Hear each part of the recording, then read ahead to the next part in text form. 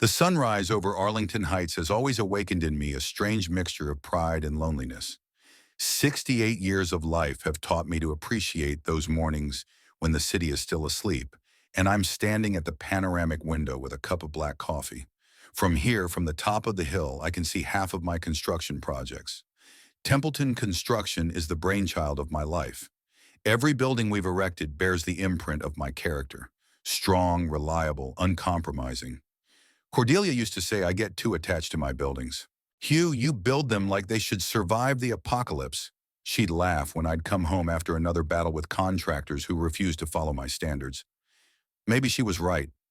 Now that she's gone, I realize I was putting into concrete and the steel what I couldn't put into words. The desire to create something eternal in a world where everything is so fragile.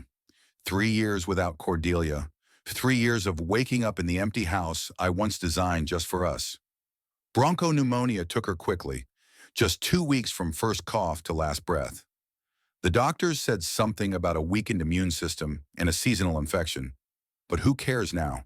The fact remains that I couldn't protect my own wife, despite all my money and connections. After her death, the 6-bedroom house became too spacious. The empty rooms filled with echoes. I could move out, but that would be a betrayal. Cordelia picked out every detail of the interior, from the marble countertops to the Victorian doorknobs. Leaving the house would mean leaving a part of her behind. The phone on the desk vibrated. Prescott Holleran, the private investigator I'd hired a month ago, rarely called without a good reason. Minus Mr. Templeton? I have something interesting about your sister-in-law. I grinned. Sister-in-law. Even that word sounded fake. Miranda Pembroke had entered our family like a cold wind into a warm room. I'm listening, Prescott. I'd prefer to see you in person. What time is convenient? In an hour, at the usual place. The conversation was short, but enough to lift my spirits. I put the coffee down and headed for the dressing room. I chose a dark blue suit. Cordelia always said it emphasized the seriousness of my intentions. Toby and I had been at odds long before Miranda showed up. My only son, my heir, decided that creating beautiful sketches was more important than actual construction, architecture instead of the construction business, dreams instead of reality. Dad, I want to create, not execute, he told me after graduating from college. I don't want to be a shadow of the great Hugh Templeton for the rest of my life. Those words hurt me deeper than I could admit. I was building an empire for him, and he chose a pencil over a backhoe. Cordelia tried to soften my reaction. Hugh, let him find himself. He's talented, just in a different way. Maybe if she were alive, we would have found a compromise. But without her gentleness, our relationship became a cold war. Formal birthday calls, occasional family dinners, with strained smiles. And then there was Miranda, a bright, ambitious realtor from a high-end real estate agency. Too flawless, too calculating. When Toby introduced her at Christmas dinner 2 years ago, I sensed a faux pas. She called me Papa Hugh from the first time I met her, as if she had a right to. Papa Hugh, Toby has told me so much about you. Your company is a legend in Arlington Heights. Her smile didn't affect her eyes' cold assessing. I could see her studying the furnishings of the house, mentally calculating the value of the antique furniture and paintings. I knew that look. That's not how one looks at family, but at assets. Toby was blinded. At 32, my son was still a naive boy when it came to human relationships. Miranda, then 28, seemed to him the epitome of success and independence. She had graduated from a prestigious university, spoke 3 languages, and knew how to charm the right people. The perfect wife for an ambitious architect. Their wedding took place 8 months after they met. Too quick, too elaborate. Cordelia would have rolled over in her grave if she'd seen that lavish show with 300 guests, of whom I knew barely a tenth. It's our business contact, Dad, Toby explained. Miranda says weddings are a great excuse for networking. Networking. Another word I hated. In my day, business connections were built on trust and reputation, not champagne parties. I gave the proper toast, smiled at the photographers, and even danced with the bride, feeling her fingernails dig into my palm. We are one family now, Papa Hugh, she whispered then. I hope you'll be a generous father to me too. After a honeymoon in the Maldives, which I'm sure Toby paid for out of his trust fund, The newlyweds returned and bought a house in the most upscale neighborhood of Arlington Heights, a six-bedroom Victorian mansion with a swimming pool and tennis court, too expensive even for a successful architect and realtor. It's an investment, Dad, Toby explained. Miranda knows the market. She says it'll double in value in 5 years. I just nodded. It was useless to argue. I could see my son growing more and more distant from me every day, falling under this woman's influence. Our Sunday lunches, a tradition we kept even during the worst times of our estrangement, became less frequent and then stopped altogether. Toby is very busy with a new project, Miranda apologized over the phone. Maybe next Sunday? But next Sunday never came. I could see the last bond with my son crumbling, and I couldn't let that happen. That's why I turned to Prescott Holleran, the best private investigator in the Tri-County area. If my intuition was right and Miranda wasn't who she said she was, I had to find proof. For Toby's sake. For our family. The Ordinary Place is an unassuming cafe in the old part of town. I'd deliberately chosen a place away from the posh neighborhoods where Miranda might have acquaintances. Prescott was already waiting for me at a corner table, a brown folder in front of him.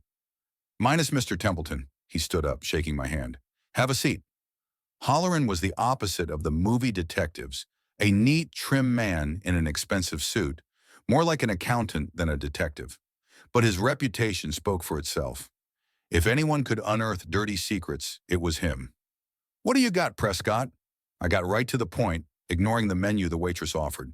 "Just coffee," I tossed to her without taking my eyes off the folder. "Miranda Pembroke, born Miranda Ellington," Holleran began, opening the folder. "Born in Bridgeport, not Boston like she tells everyone. Father was a truck driver, mother a supermarket accountant. No aristocratic roots." I nodded. Interesting already. Her prestigious education is 2 years at a community college and correspondence courses in marketing. The Cornell diploma she's so proud of is a fake. A good one, but still a fake. Go on. She had 3 affairs with wealthy men before moving to Arlington Heights. All of them ended abruptly. One of them, banker Griffin Welsh, sued her for jewelry theft, but then withdrew the suit. I guess she found a way to convince him. The waitress brought coffee. I took a sip, savoring the information more than the drink. "Anything about her current job?" "This is where it gets really interesting," Holleran turned the page. "At the Prestige Estate, she's really one of the top salespeople. But there's a suspicion that not all her deals are clean. 3 properties were sold at an undervalued price to companies that may be linked to money laundering. There's no proof yet, but I'm working on it." "What about her personal life?" That was the main question I was interested in. Holleran pulled some photos out of a folder. "Meet Boyd Callahan. He owns 3 nightclubs downtown. Twice a week, your sister-in-law meets him at the Lakeshore Hotel. Here are the pictures from last month." I scrutinized the photos. There was no doubt it was definitely Miranda entering the hotel room with a tall, dark-haired man. Other pictures showed them kissing in the car, holding hands in a restaurant. How long has this been going on? Apparently at least 4 months. I have their phone records. Pretty, explicit. I leaned back in my chair, feeling strangely satisfied. My intuition hadn't failed me. Miranda was exactly what I thought she was. A money hunter, a liar, a cheater. "There's something else," Holleran lowered his voice. "She's been going through your son's files on a regular basis. Bank statements, trust fund information. I installed a hidden camera in their home office like you asked. Here's the footage." He handed me a small tablet. The video showed Miranda sitting at Toby's computer going through financial documents. She was writing something down in a notepad, then calling someone. "Yeah, I recognize the numbers. The old man controls the bulk of it. Without his signature, Toby can't get more than 50,000. No, I'm working on it. Give me time." Anger and triumph mingled in my soul. I had found a weapon against this woman, but at the same time I realized how deeply she had sunk her claws into my son. "Keep watching, Prescott. I want to know her every move, every conversation, especially with this Callahan." "Of course, Mr. Templeton." Holleran put the files back in the folder and handed it to me. "What are you going to do with this information?" I took a long look at the picture of Miranda kissing her lover and thought of Toby, who at that moment was probably poring over the blueprints, believing he was building a future with a loving wife. "Nothing yet. I'll wait for the right time." "Every man has an Achilles heel, Prescott." Miranda's is self-confidence. She thinks I'm just a rich old man who no longer has influence over her son. She's going to make a mistake, and when she does, I'll be ready. I left a bill on the table, enough to pay for 10 cups of coffee, and walked out of the cafe. The air of Arlington Heights had never felt so sweet to me. There's nothing like the feeling of knowing something that others don't, especially when that something can shatter a carefully constructed facade. I got into my Bentley and called Toby. It was time to resume our Sunday lunches. Sunday lunch with Toby turned out to be more complicated than I had anticipated. My son had chosen a new restaurant downtown, a pretentious establishment with tiny portions and French names that even the waiter couldn't pronounce. Typical Miranda's choice, even though she wasn't with us. "She sends her apologies, Dad," Toby said as we sat down at the table. "An emergency showing of the house for important clients." I nodded, suppressing the urge to say I knew what her real plans were for the day. Holleran had sent me a text message that morning. "Subject is on his way to the Lakeshore Hotel. Callahan arrived 15 minutes early." "No big deal," I replied, studying the menu. "Even better." It had been a while since we'd had a conversation, just the two of us. Toby looked tense. I noticed the new wrinkles around his eyes, the gray on his temples. At 32, he seemed older than his years. Being an architect or living with Miranda was clearly not easy for him. "How's your project for the community center coming along?" I asked, choosing a neutral topic. His face perked up. "Surprisingly well. The mayor's office approved the final design. We start construction in 3 weeks." "That's good to hear. If you need any advice on construction issues." "Thanks, Dad, but we have a great team," he interrupted me quickly. "I know the situation. Any attempt by me to help was perceived as an intrusion." We ordered food and continued talking about the weather, politics, baseball season, safe topics that didn't require emotional involvement. I watched my son trying to see the old Toby in him, the boy who followed me around construction sites asking 1,000 questions, the one who looked at me with admiration instead of wariness. "Miranda and I are thinking about moving," he said suddenly when dessert arrived. "You just bought a house a year ago." I tried to keep my voice neutral, though the news alarmed me. That neighborhood had gotten too noisy. Miranda had found a terrific one in North Arlington. It's an old estate with history. The last owners, the Fulton family, had restored it with original details. Fulton Manor.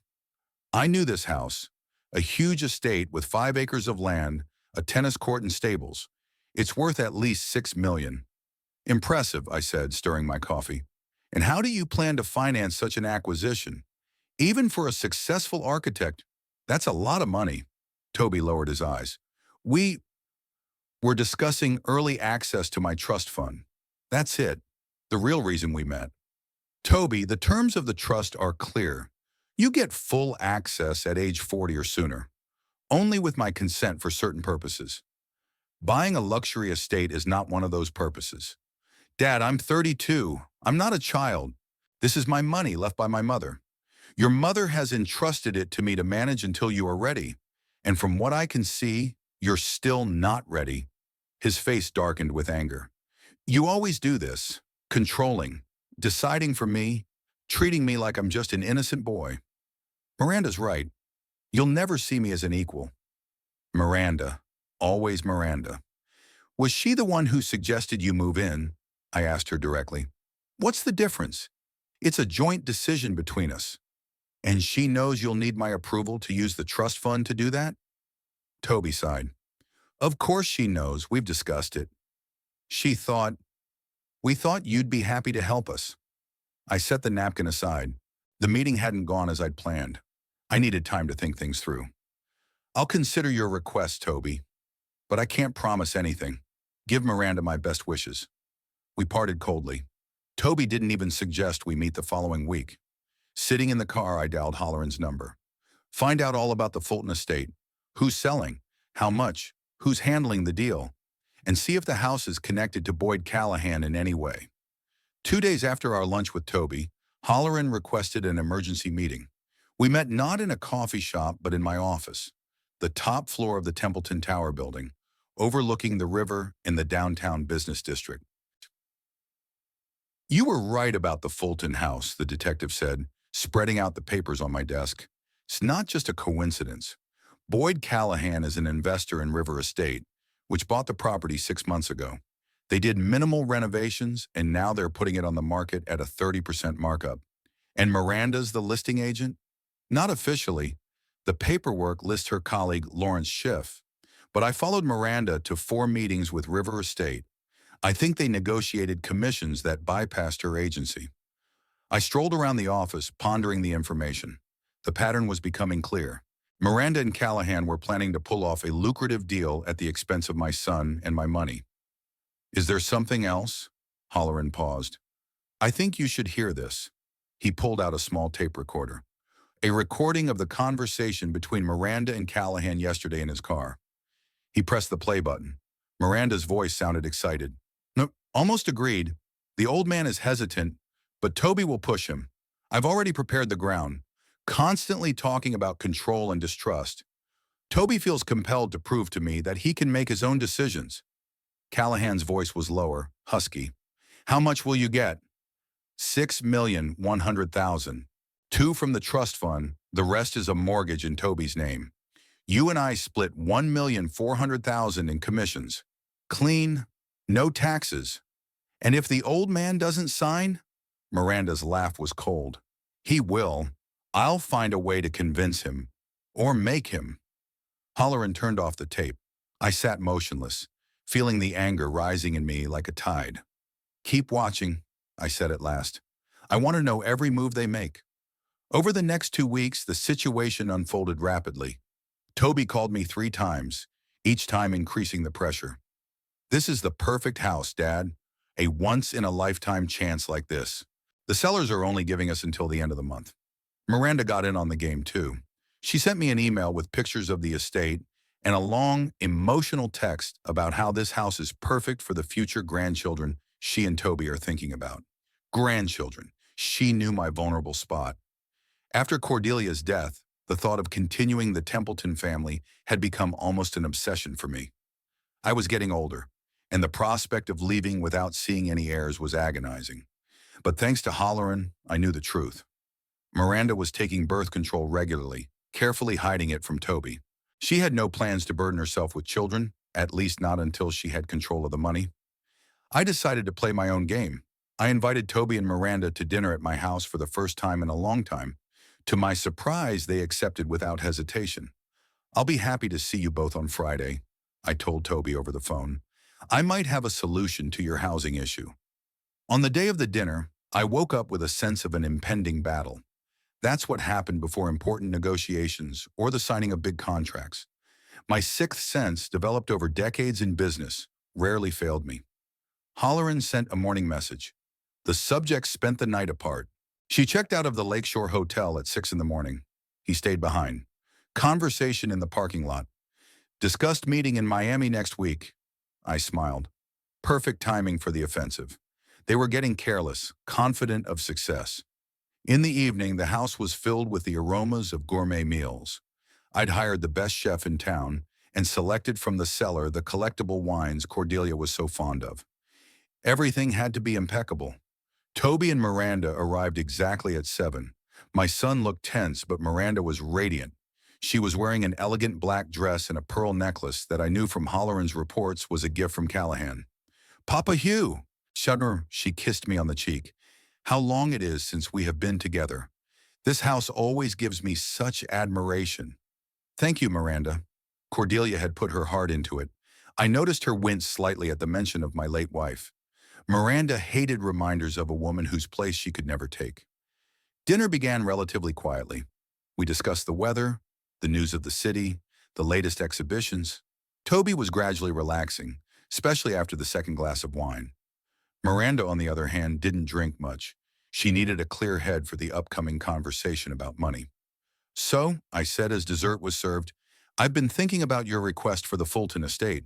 Toby straightened, and Miranda set her fork aside, keeping her eyes on me. What have you decided, Dad? Toby's voice sounded strained. I looked at the deeds, checked the history of the house. The current owners. I paused, watching Miranda's reaction. Interesting company, River Estate. Founded only a year ago. Minimal capital. Opaque ownership structure. Miranda paled slightly but quickly pulled herself together. I checked them out personally, Papa Hugh. An absolutely reliable company with a good reputation. Absolutely, I nodded, especially since one of the investors is one Boyd Callahan. Do you know him, Miranda? Silence. Toby stared at me and his wife in incomprehension. Miranda froze, her fingers clutching the napkin. Yeah, met him at a few real estate events. He's pretty well known in certain circles. Is that all? I kept pressing. No, any closer contacts? Business meetings at the Lakeshore Hotel, for example? Her eyes widened with fear, then narrowed with rage. She realized I knew. I don't know what you mean, Dad, Toby interjected. What business meeting? Miranda, have you talked to this man about our house? Toby, your father got it all wrong. Her voice trembled. Yes, I consulted with Mr. Callahan as a real estate expert, but solely for your benefit. I took an envelope out of my pocket and placed it on the table. Here are the photographs of those consultations. I think you'd be interested to know how your wife is protecting your interests, Toby.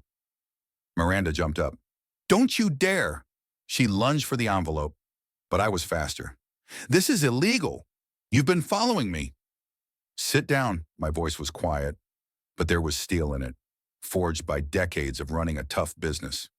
Sit down or I'll show Toby not only the pictures, but also the tape of your conversation about how you plan to use him and his money. She slowly lowered herself into the chair. Toby looked at both of us with the confusion of a man who has suddenly found himself in someone else's play. What's going on? He demanded. Dad, what are those pictures? Miranda, what is he talking about? I looked at my sister-in-law. The decision was hers. It's okay, honey, she finally said, putting on a smile. Your father is just trying to break us up. He's always been against our marriage, you know that. Miranda's cheating on you, Toby, I said bluntly. For months now, with a man who's going to make millions off both of you by selling this house. That's a lie, she exclaimed, but her voice sounded fake even to me. Dad, that's a serious accusation. Toby looked shocked.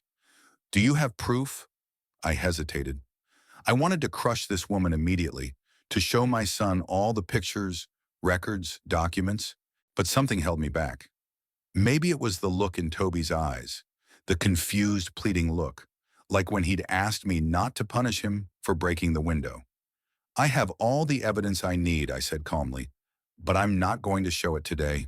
I want you both to think hard about the Fulton estate and whether you can afford this purchase without my help. Miranda was quick to capitalize on my retreat. Toby, let's go home. Your father is clearly not himself. These accusations, it's just insulting. Toby slowly stood up, still stunned. Dad, I don't know what's going on, but, this is over the top.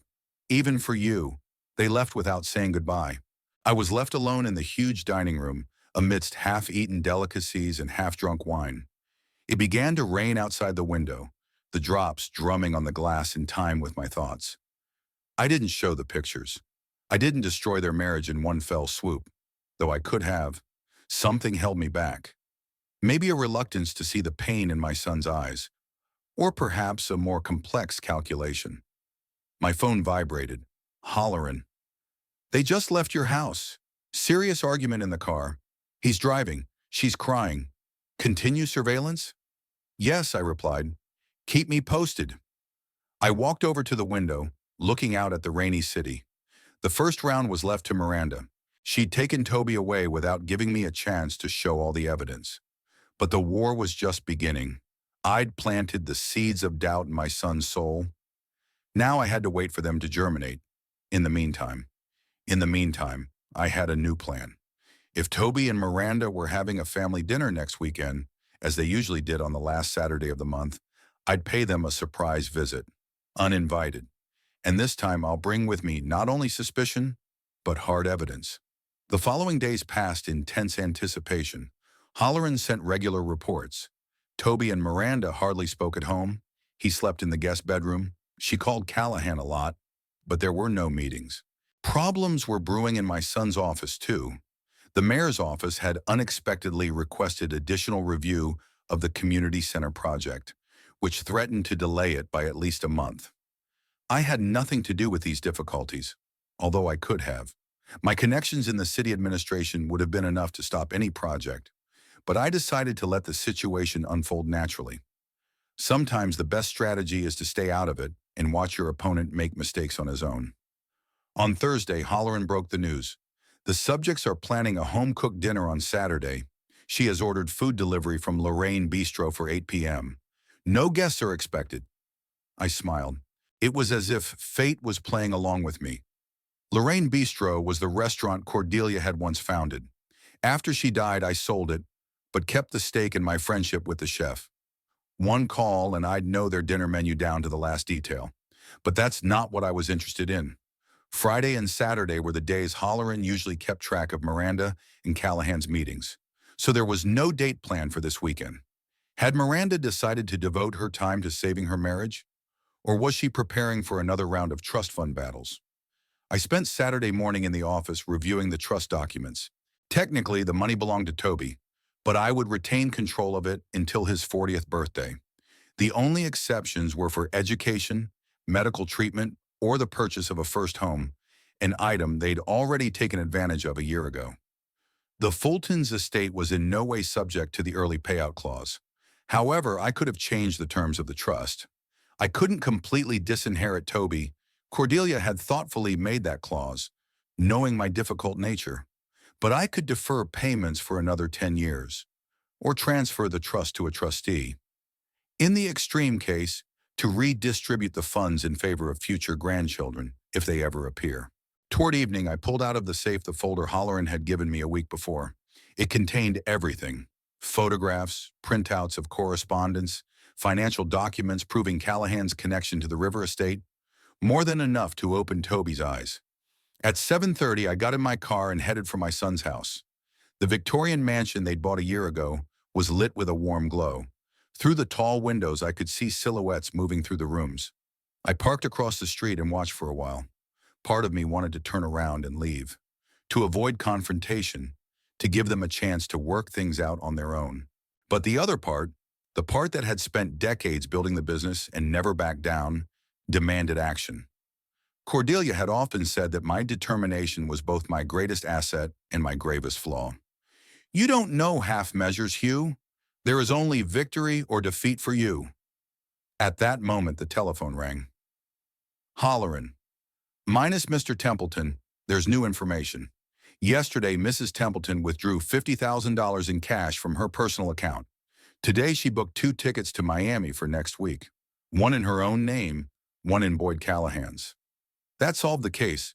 I got out of the car and headed toward the house, clutching the evidence folder in my hand. The front door was unlocked. Typical Toby carelessness.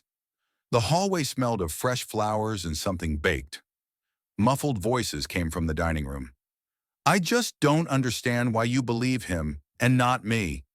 Miranda's voice sounded resentful. "I didn't say anything about believing," Toby replied. "I just want to know the truth. If my father made up this whole story, then—" I came in without knocking. They were sitting at the dining room table, which was set with elegant dishes and candles. Toby, in a dark blue shirt, looked tired. Miranda was wearing an elegant red dress I hadn't seen before, probably another gift from Callahan. Their faces expressed a look of surprise that would have made me laugh. "Dad?" Toby stood up. "What are you doing here?" "I thought I'd join the family dinner." I walked to the table and placed the folder next to my son's plate. "And I brought something interesting to read." Miranda turned pale but quickly pulled herself together. She stood up, squared her shoulders, and looked at me with undisguised hostility. "Hugh, this is unacceptable. You can't barge into our house uninvited." "Your home," I sneered. "A house that was bought with my son's money earned from my company?" "Toby earned every cent of it through hard work," she countered. "Wah, unlike some people, he doesn't use power and connections to manipulate me." Toby looked from me to his wife. "Miranda, calm down. Dad, please explain what's going on. What's in that file?" "The truth about your wife." I sat down at the table uninvited. "Her relationship with Boyd Callahan, her plans for the Fulton estate, her tickets to Miami next week." Miranda rushed to the folder, but Toby was quicker. He grabbed the documents and went to the window. "Toby, don't look!" she shouted. "It's a fake! Your father is obsessed with controlling you. He's willing to tell any lie to destroy our marriage. My son opened the folder, and I saw his face change. Shock, disbelief, hurt, anger. All these emotions flashed in his eyes as he looked through the photos and documents. Is it true? His voice shook as he looked up at Miranda. She walked over to him, holding out her hands. Toby, let me explain. It's not what it seems. Boyd is just a business partner. Your father twisted it. Business partner, I couldn't help but chuckle. The one you call 10 times a day? The one you meet at the hotel? The one you booked a ticket to Miami for? What? Toby stared at his wife. What ticket to Miami? Miranda looked cornered. It's a work trip. I was going to tell you. Tonight? After you withdrew $50,000 in cash? I kept pushing. Sure, or after I'd accessed the trust fund through the Fulton estate? Toby thumbed through the documents, his hands shaking. These are phone records. You talked to him about how to manipulate me, how to use me for money. Toby, please! Her voice broke into a scream. Don't believe it. Your father has always hated me. He wants to control you like he's done your whole life. I remained silent, letting them figure it out. My part had been played. I had brought the truth. Now the choice was Toby's. For a few minutes, the room was silent, broken only by Miranda's heavy breathing and the rustling of papers my son was going through. Finally, he looked up. Moi Hunnan, I want you both to leave. His voice sounded tired. I need to think. Alone. Miranda rushed toward him. Toby, no, don't push me away. I can explain everything. Yes, I've made mistakes, but I love you. Please, Miranda. He pulled away from her. Just go away. Just for a couple hours. Her face contorted with rage. She turned toward me, and in that moment, I saw the real her, not the glamorous realtor with the perfect smile, but the cornered predator. You, she hissed. You ruined everything. Happy? I stood up, ready to leave. My goal had been accomplished. Toby deserves to know the truth, and you deserve what you got. Miranda grabbed the wine glass and threw it in my direction. I ducked and the glass shattered against the wall, leaving a red stain that looked like blood. Get out of my house, she shouted. No, you're not invited. Get out. Toby tried to intervene. Miranda, calm down. Daddy was just leaving. But she wouldn't listen. She came right up to me and jabbed her finger into my chest. You think you won? You think he's going to come back to you like a good son? You're wrong. He hates you as much as I do. I looked into her angry face and felt strangely calm. All those months of watching, doubting, planning, and now she'd revealed her true nature to Toby. My job was done. You shouldn't have done that, I said quietly but clearly. Ha! Consider this the moment you buried your married life with my son. Her hand flew up for a slap, but Toby intercepted her wrist. Stop it! His voice had an authority I'd never heard before. In that moment, he reminded me of myself as a young man. Daddy, please leave. Miranda, either calm down or leave too. I nodded and headed for the exit. At the door, I turned around. Toby was standing in the middle of the dining room, tall, straight, with a frozen face. Miranda sat at the table, covering her face with her hands. Red wine dripped down the wall as a symbol of their broken marriage. Call me when you're ready to talk, I told my son and walked out. The night air was cool and fresh after the stuffy atmosphere of the house. I inhaled deeply, feeling a strange mixture of satisfaction and emptiness. The deed was done, but the victory had a bitter taste. Sitting in the car, I dialed Holleran's number. Everything went according to plan, I said briefly. But I need you to keep the surveillance going, especially Miranda. I want to know her every move in the next few days. Understood, Mr. Templeton. I have men in position. Anything specific? I've been thinking. Miranda was cornered, but that made her dangerous.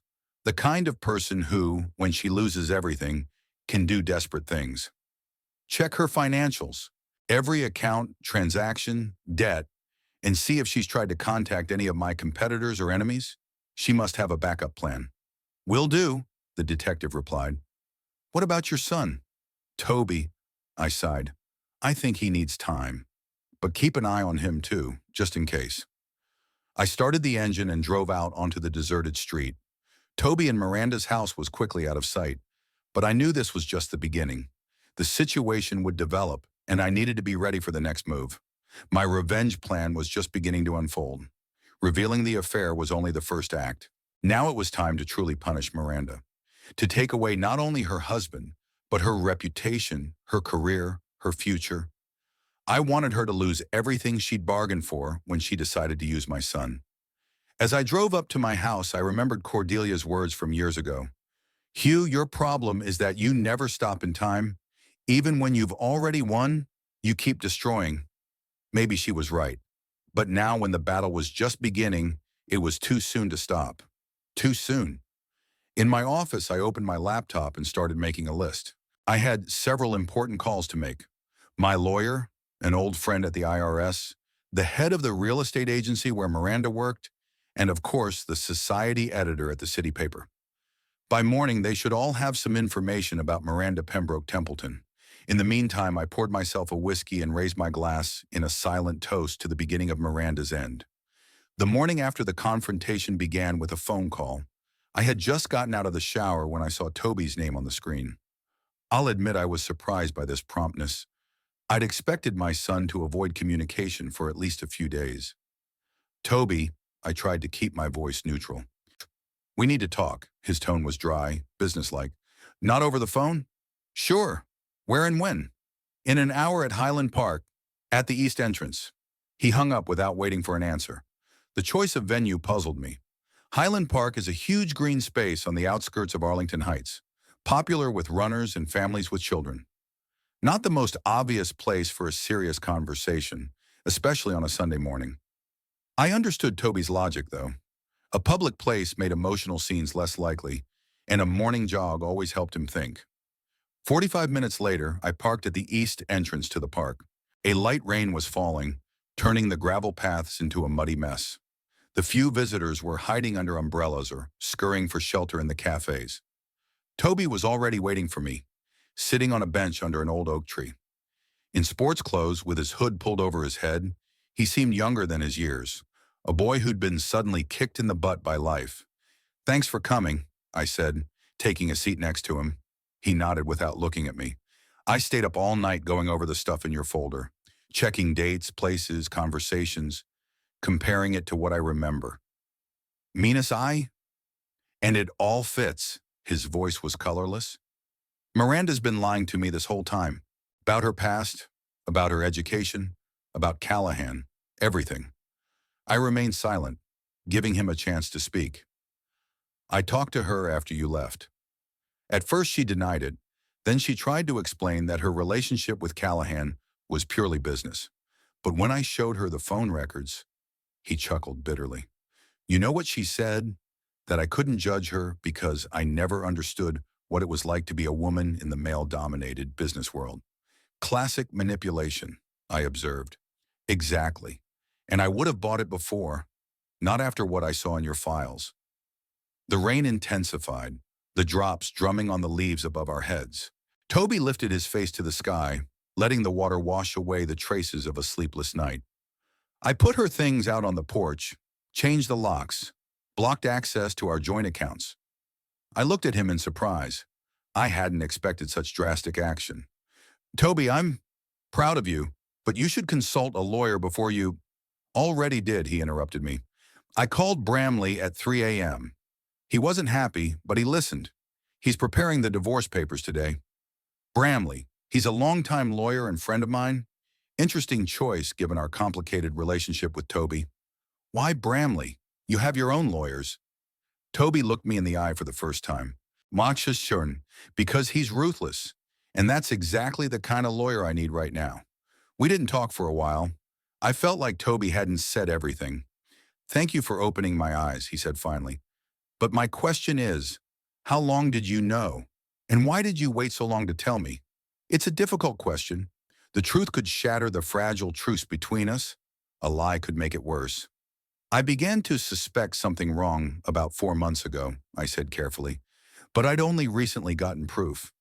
I wanted to be sure before I accused your wife. And that's why you hired a private investigator? There was a flicker of irritation in his voice. Followed us? Her, I clarified. And only because I was worried about you. Holleran's a professional. He's— Holleran, Toby said the name with a chuckle. Your faithful dog who digs dirt on your orders. You know Miranda was right about something. You really are obsessed with control. I felt a familiar wave of anger rising inside. It's always like this. I try to help, and I get blamed. If it weren't for my control, you'd still be living with a woman who's cheating on you and planning to steal your money, I said sharper than I intended. Toby stood up, shoving his hands into the pockets of his sports jacket. I appreciate the information. I really am. But it doesn't change the fact that you invaded my life without permission. Again, like your father. Like a man who doesn't respect my boundaries, he interrupted. We both know this isn't just about Miranda. You've never approved of my decisions, not my career choices, not my lifestyle, not my friends. You always thought you knew better. The rain turned into a downpour. We stood under a tree, soaked and angry, like two roosters before a fight. I want to live my own life, Dad, Toby continued, without your supervision or interference, even if it means making mistakes. Like marrying Miranda? I couldn't help myself. His face darkened. Exactly. My mistakes, my consequences. But as of today, everything changes. I want full access to the trust fund. It's my mom's money and she wanted me to have it. This is it. The real reason for the meeting. You know the terms of the trust, Toby. Full access at age 40 or with my consent. I need that money now. I want a fresh start without looking back. A new life, new projects, or new Mirandas. I raised an eyebrow. Listen, son, I understand your desire to separate from me, from everything that was, but the trust fund is designed to protect you, including from yourself. I'm not asking you, his voice became firm. I'm asking for what is rightfully mine. We looked at each other through the veil of rain. At that moment, I made a decision I had been hatching for a long time. All right, I said, come to my office tomorrow morning at 10 o'clock. We'll meet with Bramley and discuss changing the terms of the trust. Toby's face brightened. Did it? You're okay with that? I didn't say I'd give you full access, I clarified. I said we'd discuss the changes. On my terms. His smile faded, but he nodded. Tomorrow at 10. We parted without a handshake. I watched Toby walk away down the rain-swept path, his back straight, his gait resolute. There was something of Cordelia about him, the same pride, the same stubbornness. When I got home, the first thing I did was call Bramley. Cyrus, we need to meet today. It's about Toby's trust fund. The lawyer sighed on the other end of the line. Hugh, are you aware that your son has already approached me about the divorce? Yes, and I approve, but the trust is a separate issue. I want to make some changes. What kind of changes? Substantial. Come and see me in person. Bramley arrived 3 hours later, a short, gaunt man with shrewd eyes and a reputation as a shark in the legal waters of Arlington Heights. He had worked with me for over 20 years and knew all my secrets, business and personal. What is it this time, Hugh? He asked, accepting a glass of scotch. Another war with your own son? Not a war, but a defense, I countered. Toby's impulsive. He'd just gotten over his wife's betrayal. Not a good time for big financial decisions. Bramley gave me a studied look. And that's why you want to change the terms of the trust Cordelia set up precisely to protect her son from your undue influence. Cordelia didn't foresee the Miranda situation. I turned away from the window. She believed in the best in people. I don't. What exactly are you suggesting? I pulled a folder of trust documents out of the safe. First, defer full payment for another 5 years. Second, a new condition. Any expenditure over $20,000 requires 2 signatures, Toby's and the trustees. Your signature, Bramley clarified. Not necessarily. It can be you or another independent trustee. The lawyer rubbed his chin thoughtfully. Hugh, do you realize that such a change is contrary to the spirit of Cordelia's will? She wanted her son to get that money. And he will. Just not all at once, and not all at once. It's for his own good. Bramley shook his head. Toby's going to be furious. He expects you to give him access to money tomorrow, not impose new restrictions. Let him learn to live with disappointment. I finished my scotch. Get the paperwork ready. One more thing. Yeah? I hear Toby's having trouble with the community center project. City Hall's asking for more expertise? Bramley's tense. Hugh, don't tell me you had something to do with this. I shrugged. Just make inquiries. Who's on the commission? What their grievances are? Maybe I can help. Or make things worse, the lawyer muttered. Hugh, I represent both of you. Don't make me pick a side. No one's asking you to choose. Just have the paperwork ready for tomorrow's meeting. After Bramley left, I sat in the office for a long time, looking at the family photo on the desk. Cordelia, me and little Toby in front of the unfinished Templeton Tower. We were all smiling, a happy family building a future. What would Cordelia say about my current actions? Would she approve of my methods? I don't think so. She was always softer, kinder. Hugh, you can't control the whole world, she'd say. Sometimes you just have to trust people. But it was her trustworthiness that made possible the creation of this trust, which has now become a bone of contention. She trusted that I would be fair to Toby, that I would find a balance between protection and freedom. I sighed and dialed Holleran's number. What about Miranda? She got a room at the Bloomfield Hotel, called Callahan several times, but he's not answering. Tried to contact her boss at the real estate agency, no luck either. Interesting, I smiled. Looks like my calls worked. After yesterday's incident, I had contacted several key figures in Miranda's life. The head of the real estate agency had gotten an anonymous tip about her shenanigans with clients. The editor of the society pages got a hint about a scandalous divorce involving a famous architect. And my friend at the IRS has a list of questionable transactions that need to be audited. What about Callahan? I asked. Why is he ignoring her calls? Perhaps because he got a warning from his friends at the police department? I could hear the chuckle in Holleran's voice. An anonymous source had reported possible links between his nightclubs and money laundering. Great, I nodded. Keep the surveillance going, and find out who's leading the review of Toby's community center project. The next morning, I arrived at the office earlier than usual. My office on the top floor of Templeton Tower was the perfect place for important negotiations.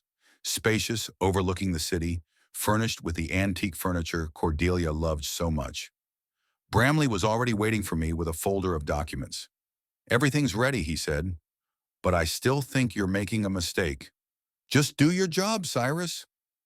Toby showed up at 10:00, wearing a business suit and carrying a leather briefcase. He was clearly preparing for this meeting, perhaps envisioning how he would handle the millions he had received. Good morning. He nodded at me and shook Bramley's hand. Thank you for arranging the meeting so quickly. We sat down at the conference table. Bramley laid out the documents. I understand that this is about changing the terms of the trust fund set up by Cordelia Templeton. He began in a formal tone. Minus Mr. Tobias Templeton now had limited access to the funds for certain purposes, with full access coming on or before the age of 40 at the discretion of the trustee, Mr. Hugh Templeton. Toby tapped his fingers impatiently on the table. Yes, we know all that. Let's move on to the proposed changes. Bramley looked at me. I nodded. Minus Mr. Hugh Templeton proposes the following changes, the lawyer continued. First, to defer full payment of the principal until the beneficiary reaches the age of 45. What? Toby straightened up sharply. Is this a joke? Second, Bramley continued nonchalantly, impose a double endorsement for any expenditure over $20,000. The signature of the beneficiary and the trustee or designated fiduciary. Toby turned to me slowly, his face contorted with anger. You promised to discuss changes in my favor, and instead you're restricting me even more? I held his gaze calmly. Shaman, I promised to discuss changes. I didn't specify which ones. This is my offer. Toby jumped up, knocking over his chair. You're insufferable. Even now, when my life is falling apart, you continue your games of control. What's next? Are you going to try to sabotage my work? I remained silent, but something in my gaze must have given me away. Toby turned pale. Don't tell me.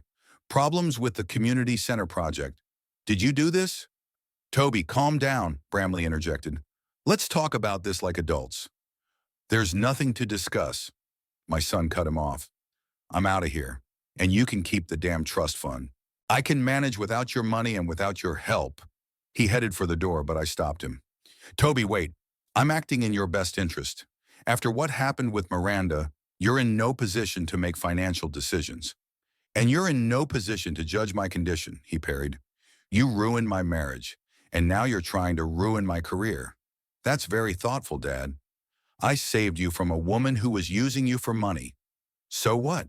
Now you expect me to be grateful? Fall at your feet screaming, "Thank you, Daddy." His voice oozed sarcasm. You didn't save me. You just eliminated a rival in the struggle for control of my life. Those words hit harder than I expected. Bramley coughed warningly, but I ignored him. Ungrateful boy, I muttered. I've worked my whole life to secure your future. Built the empire you rejected. Protected you from the mistakes you stubbornly continue to make. And this is your gratitude? Toby shook his head. You don't understand anything. You never will. He walked out, slamming the door. Bramley gathered up the papers, avoiding looking me in the eye. I warned you, he said quietly. File the papers with the court. I turned my back to the window. I'll change the terms of the trust without his consent. As trustee, I have that right.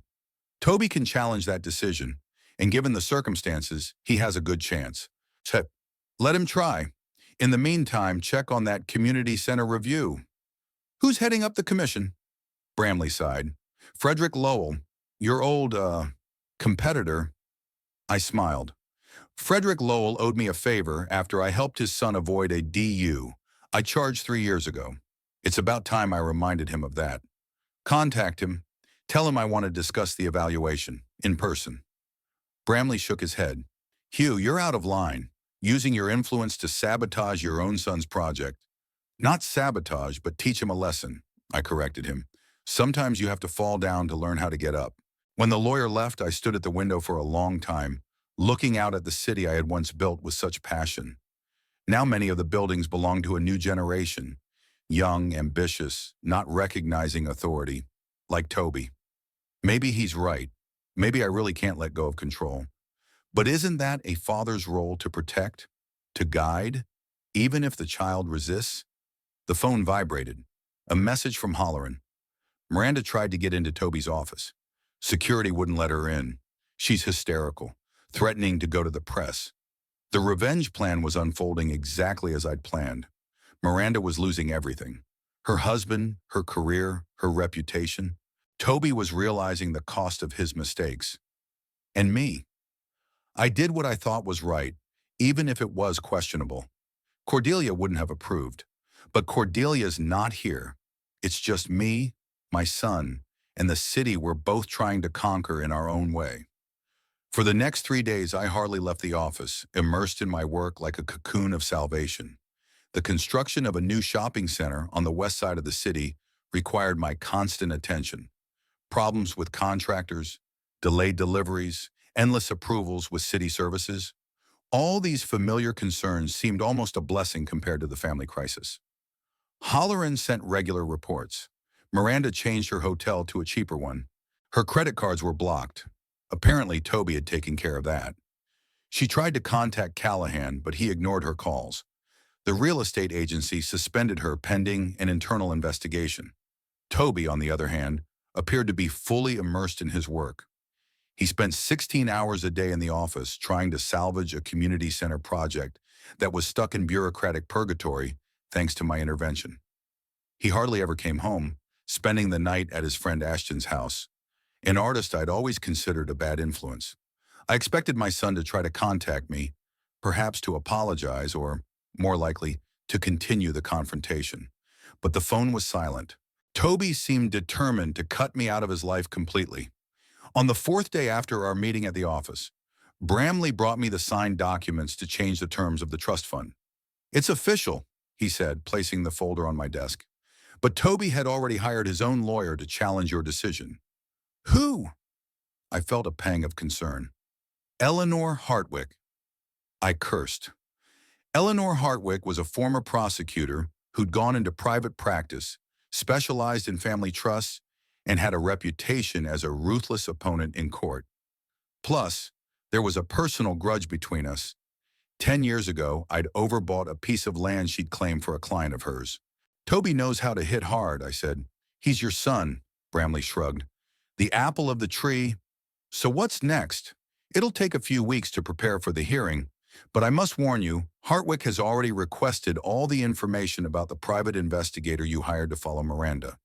They may portray this as an invasion of privacy and an attempt at manipulation. I dismissed it. Let them try. I had good reason to be concerned. My son's wife had turned out to be a liar and a cheat. The court might see it differently, Bramley warned, especially if word gets out about your interference in the community center project.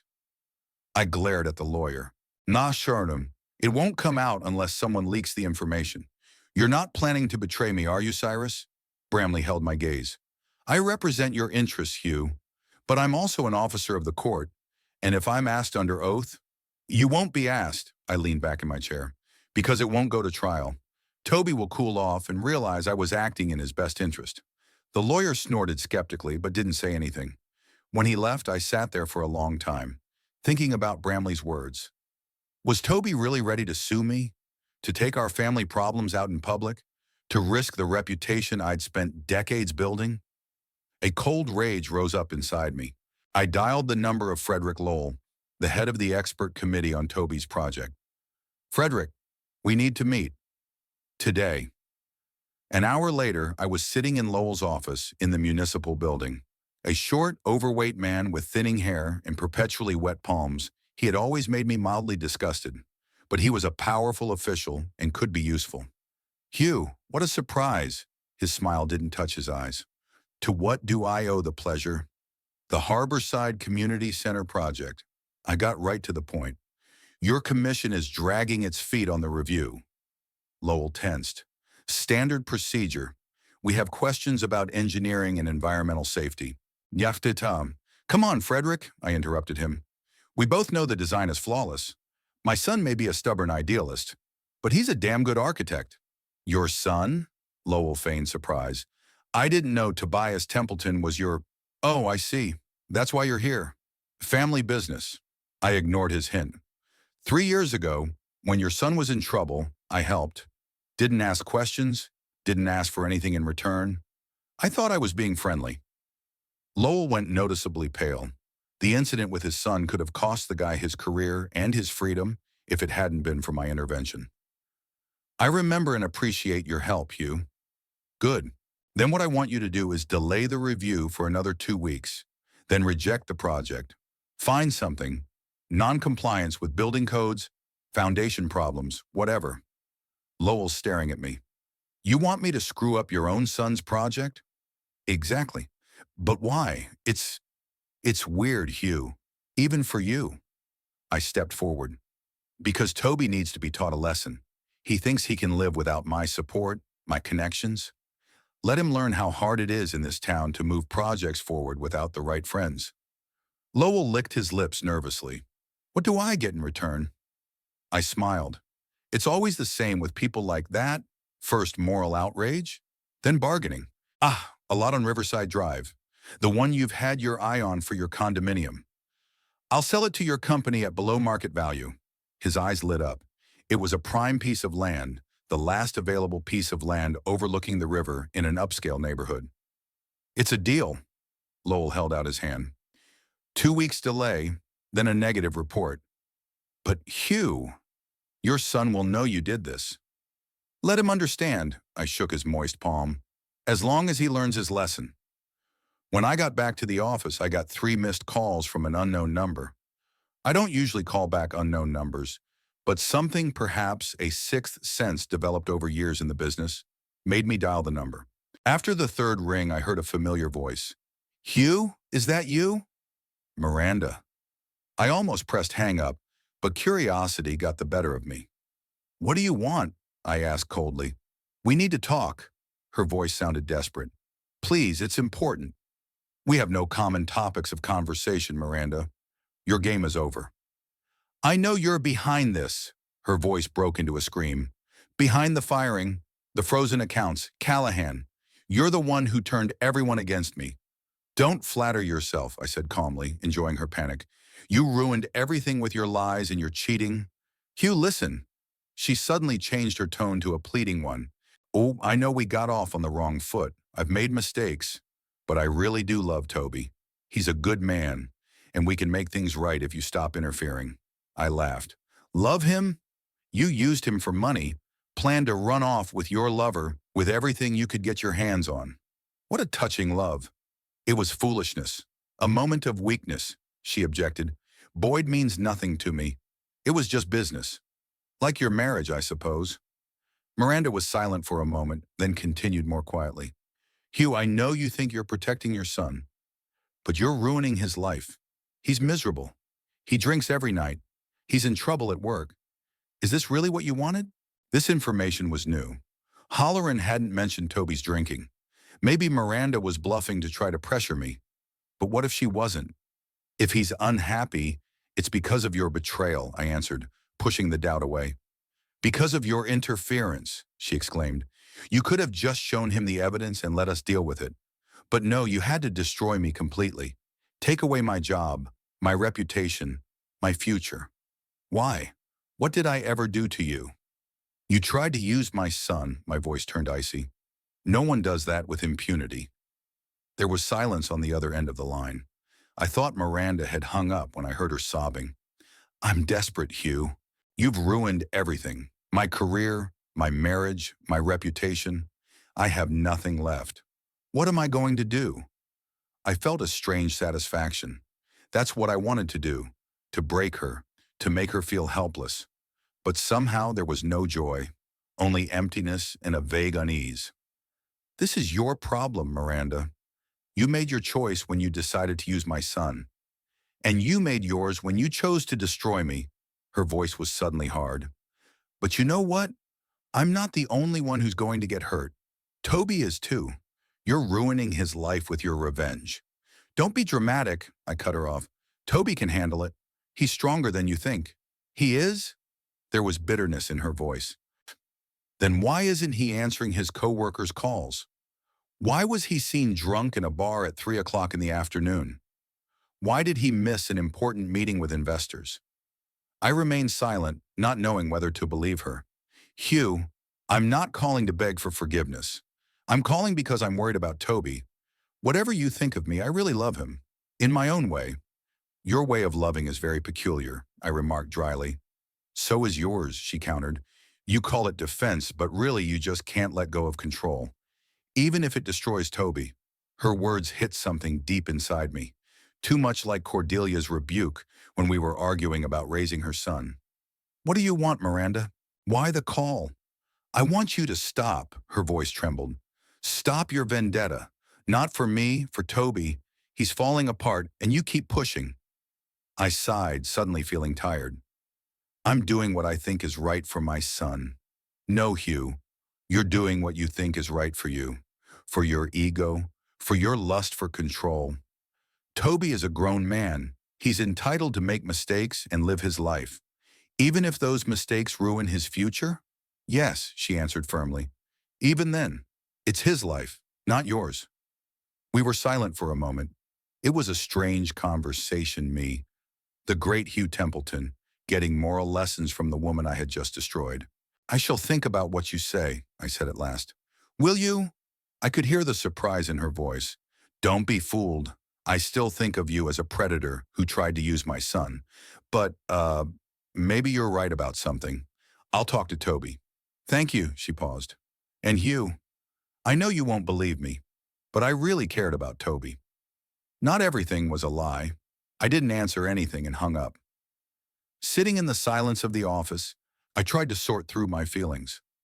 Anger, the satisfaction of a successful revenge, but also the strange unease that Miranda's call had sown. The phone rang again. This time it was Halloran. Minus Mr. Templeton, I have information about your son. He's just left the Blue Lotus bar. He's heavily intoxicated. Heading towards his office, I think. Is he alone? Yes, sir. He looks, unstable. I'd recommend checking on him. I glanced at my watch. It's almost midnight. What was Toby doing in the office at this hour, and in an inebriated state? Follow him, but don't interfere, I ordered. I'm going there myself. Toby's office was in a modern building on the edge of the business center. When I pulled up, the lights were on in only a few windows, including my son's office on the 5th floor. The security guard in the lobby recognized me and let me in without asking questions. Taking the elevator, I walked down an empty hallway to a door with a sign that read, Tobias Templeton, lead architect. The door was ajar. Inside, only a desk lamp was lit, casting long shadows. Toby sat at the desk, bent over the blueprints. The whiskey bottle was almost empty. Toby? I entered cautiously. He raised his head. His eyes were red, his cheeks stubbled, his hair disheveled. His usual neatness was gone. Dad? He blinked as if he couldn't believe his eyes. What are you doing here? I was worried about you. I stepped closer. Holleran said, Oh yes, your loyal spy. Toby grinned bitterly. He's watching me now, isn't he? Now that Miranda's no longer of interest? I stayed silent, studying his face. I'd never seen my son so broken. Look, he pointed to the blueprints. My community center. It's a great project. But the commission suddenly finds 23 violations. 23! On a project I've personally inspected 10 times. Toby, don't pretend. He raised his hand. I know this is your doing. Your revenge for me not wanting to live by your rules. I sat down across from him, feeling a weight growing inside. I wanted to protect you, I said quietly. From what? From life? From your own decisions? He shook his head. You ruined my marriage, my career, my reputation, all because of your obsession with control. Words so similar to Miranda's accusations. Did they both see something I didn't? Miranda used you, I reminded him. She was with another man, planning to steal your money. I know, Toby exclaimed. You think that doesn't hurt me? But I had a right to deal with it myself, to decide whether to forgive or not, whether to divorce or try to save the marriage. He poured the rest of the whiskey into a glass and drank it down. Now look at me. My wife's gone. Job's in jeopardy. My reputation is tarnished. And you know what? She just called me. Miranda. Said she was worried about me. Can you believe that? The woman who betrayed me worries more than my own father. I could feel the color flooding over my face. She called me too, I admitted. She said the same thing. Toby looked at me in surprise. What did you say? That I would think about what she said. I sighed. Toby, maybe I was too insistent in my desire to protect you. But believe me, I only wanted what was best for you. Best for who? He grinned bitterly. For me? Or for your ego? We sat in silence, broken only by the ticking of the clock. Father and son, separated by a table, a bottle of whiskey, and years of misunderstanding. I can fix this, I said at last. A commission, a project, a trust fund. But not my marriage, Toby finished. Not my trust in you. I couldn't come up with an answer. He was right. Some things couldn't be fixed with a snap of the fingers, even if you had money and power. At that moment, Toby's cell phone rang. He glanced at the screen and frowned. Miranda, he said, pointing it at me. Third time in an hour, she's in a panic. Answer it, I suggested. Toby hesitated, then pressed a button and put me on speakerphone. Yes? Toby! Miranda's voice sounded hysterical. Thank God you answered. I'm scared. They were here, threatening. They said that if you didn't pay them back. Who? Toby asked sharply, instantly sobering up. Who was here? Kovach's men. They know where I'm staying. They said they're giving you until tomorrow or else. The line went dead. Toby dialed the number again in a panic, but Miranda's phone was unavailable. Shit, he jumped up. I have to find her.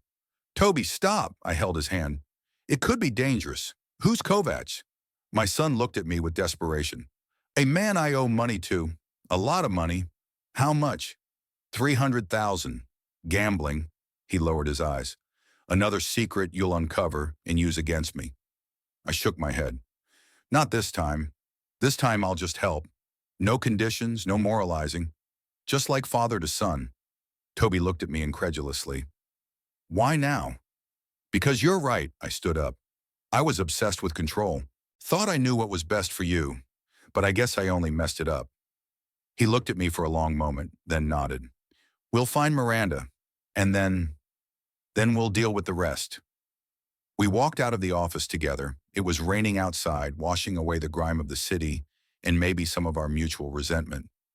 I didn't know if we could rebuild what had been destroyed by my revenge. But in that moment, I realized I was willing to try. For Toby, and maybe a little for myself. It had been 3 weeks since the night Toby and I had left his office to find Miranda. 3 weeks that changed everything. Events had moved swiftly, like a torrent sweeping away everything in its path. Illusions, plans, hopes. We found Miranda in a cheap motel on the outskirts of town. No one had threatened her. It was a ruse, a last desperate attempt to get Toby to respond. I could see the disappointment in my son's eyes as he realized he'd been tricked again. But there was something else. Relief that she was okay. That night, the three of us talked until dawn. Honestly, with no overtures.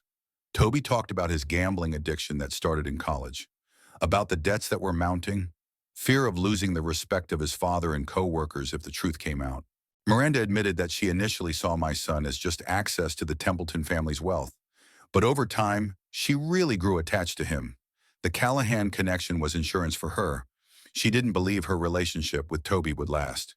I never knew how to be happy, she said then, and for the first time I saw her not as a calculating predator, but simply a broken woman. I talked too, about the fear of losing my son, my only family left, about how control had become my way of expressing care, about how Cordelia's death had left a void I'd tried to fill by interfering in Toby's life. By morning, we came to an agreement. I would help with Kovac's debts, not as a favor, but as a father, without conditions or oversight. I'll fix the situation with the community center project. I'll give Toby back full access to the trust fund like Cordelia wanted. In return, Toby promised to seek professional help for his gambling addiction. And Miranda. Miranda had agreed to leave without scandal or court battles. I've done enough damage already, she said, looking at Toby with genuine pain. I've kept my end of the bargain. The debt to Kovac was paid off the next day. Another 3 days later, the Lowell Commission unexpectedly approved the community center project, calling it innovative and promising. Bramley prepared documents giving Toby back full control of the trust fund. I thought we were starting a new chapter, righting wrongs, rebuilding trust. I was so wrong. A week after our late-night conversation, Toby invited me to lunch. We met at the restaurant where he and Cordelia had once dined often, an old-fashioned place with dark wood paneling and white tablecloths. I came with hope. I left with the realization of irreparable loss. I'm leaving Arlington Heights, Toby said as the main course was served. Accepted an offer from an architectural firm in Seattle. I start in a month. I froze with fork in hand. Seattle? But, your project is here, the community center. You've put so much into it. I'm turning it over to Leighton, Toby's deputy. He can handle it. I left detailed instructions. Is this about Miranda? I asked, trying to understand. Or is it about me? Toby set the cutlery aside and looked me in the eye. Because of everything, Dad. I need a fresh start. A new town, new people, new projects. There's too much history. You can start over here, in the city you know and love. He shook his head. I can't. Every corner of Arlington Heights reminds me of what was, of Miranda, of our problems, about how you interfered. I was trying to protect you, I countered, feeling a familiar wave of irritation rising. You were trying to control, Toby replied calmly. There's a difference. And it's not just that. I need space to figure myself out, to figure out what I really want out of life. And to do that, you have to go to the other side of the country? Yes, he nodded. That's exactly what it's for. We finished our lunch in tense silence. When the bill came, Toby insisted on paying. I'm not your little boy anymore, Daddy, he said with a sad smile. In the parking lot, before getting into his car, he hugged me. Tight, just like when I was a kid coming back from long business trips. For a moment, I felt a glimmer of hope. I'll call Ishuri, he said, pulling away, and come for the holidays. But I need that distance. Do you understand? I nodded, not trusting my voice. We both knew the calls would be infrequent and the visits would be short and formal. Toby was leaving my life. Not completely, but enough to leave a void that couldn't be filled. 2 weeks later, I watched the movers move things out of his house. Boxes, furniture, paintings, everything that made up my son's life in Arlington Heights. Holleran reported that Toby had sold the house to a young family from Chicago for less than market value, but enough to start a new life in Seattle without financial problems. I didn't go to the airport to see him off. He didn't invite me, and I didn't impose. Our goodbye was 3 days before our flight. Another dinner, another low-key hug, another promise to stay in touch that we both didn't believe in. As for Miranda, her story didn't end well. The real estate agency officially fired her after an internal investigation found irregularities in the transactions. Boyd Callahan, her former lover, found himself under investigation for money laundering through his nightclubs. All her connections, all the doors that used to open before her, slammed shut. I could have gloated.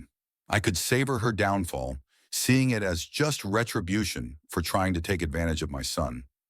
But the strange thing was, there was no satisfaction, only emptiness and a vague sense that there were no real winners in this story.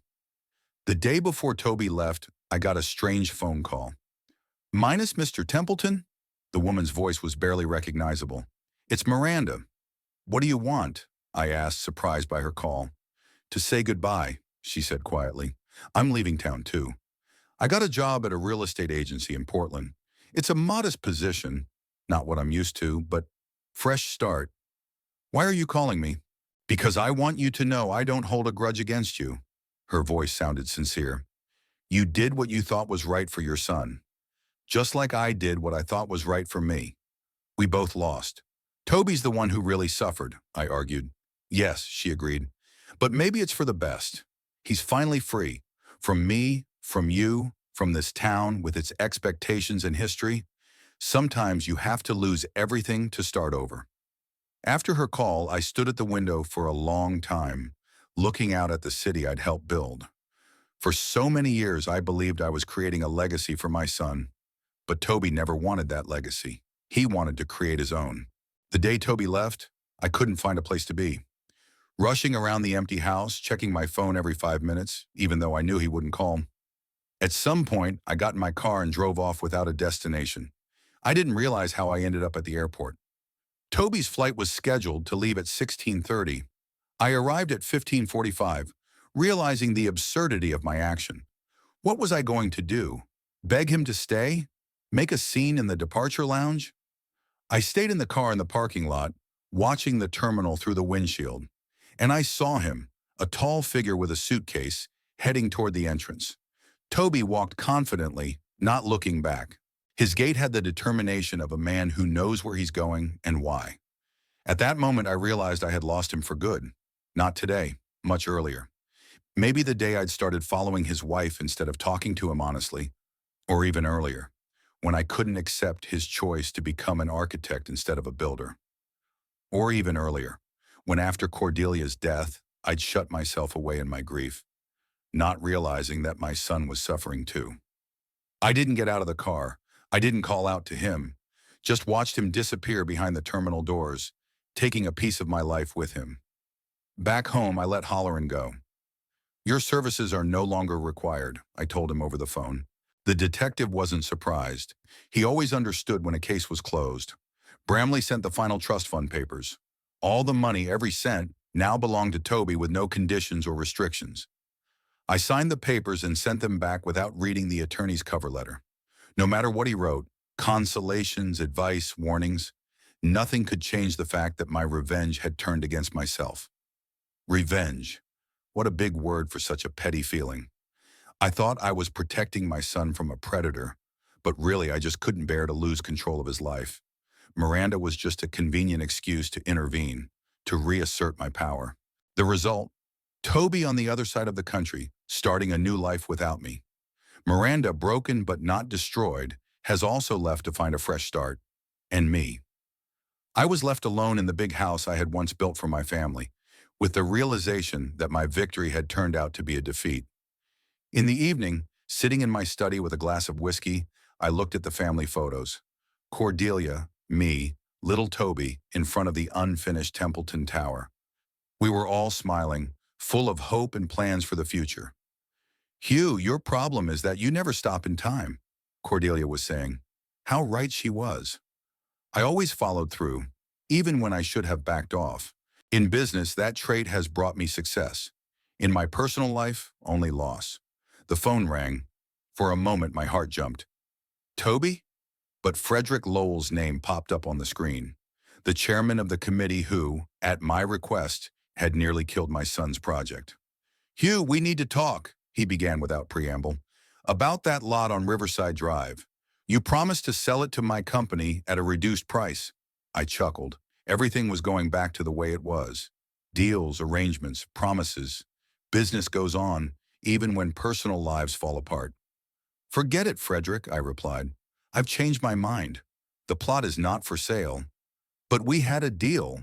Lowell was indignant. I kept my end of the bargain, approved your son's project. After you almost screwed it up at my request, I reminded him.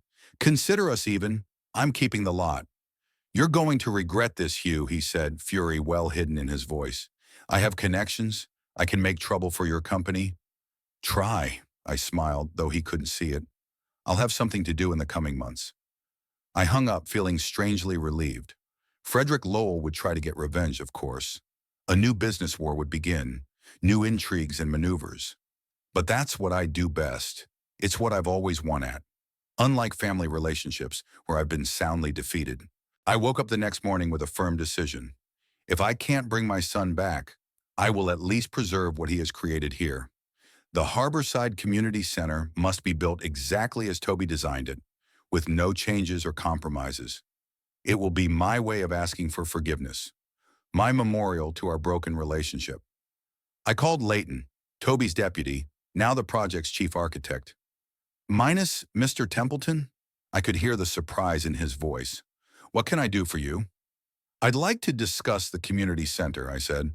My company is willing to invest additional funds, but on one condition. The project remains exactly as Toby envisioned it. No changes. Shira, I understand, Leighton said quietly. Actually, Toby had anticipated this call. He left a message for you. What kind of message?